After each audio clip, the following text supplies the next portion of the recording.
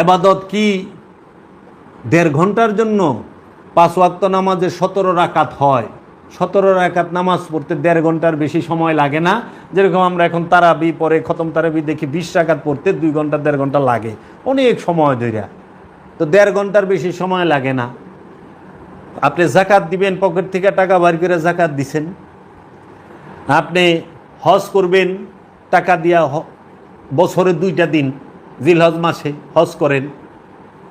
আপনি কুরবানি করবেন, বছরে 1 দিন পশু কিনে আইনা কুরবানি করেন। 24 ঘন্টার ইসলামটা কোথায়? সর্বক্ষণের ইসলামটা কোথায়? 24 ঘন্টার সালাদটা কোথায়? 24 ঘন্টার জিকির কোথায়?